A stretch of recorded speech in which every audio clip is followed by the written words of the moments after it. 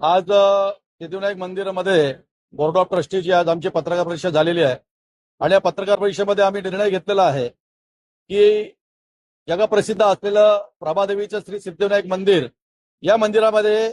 पुढच्या आठवड्यापासून एक आचारसंहिता आम्ही पेहरावर ठेवलेली आहे, ड्रेस कोडवर ठेवलेली आहे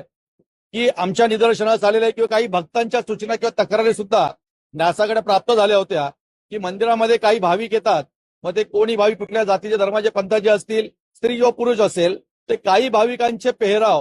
हे संकोच वाटणारे, समोरच्याला संकोच वाटणारे होते की पेहरावामध्ये कसेही पेहराव त्यांनी परिधान केलेले असायचे। त्यामुळे आम्ही निर्णय घेतलेला आहे भक्तांच्या सूचनेनुसार, तक्रारीनुसार की पुढच्या आठवड्यापासून श्री सिद्धिविनायक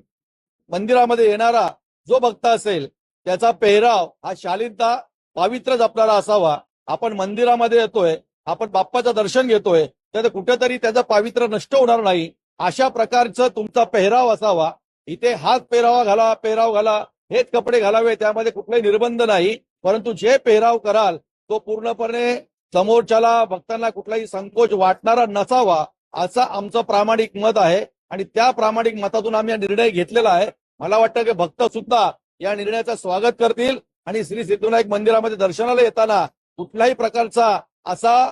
वेडावाकडा पेहराव न करता आपण जसं घरामध्ये आपली पूजा असेल, लग्न असेल, ज्याच्या पद्धतीने आपण पेहराव करतो त्याच्याच पद्धतीचा पेहराव करून आपण मंदिरामध्ये या। तुमचं स्वागत आहे, आपण दर्शन घ्या, परंतु यापुढे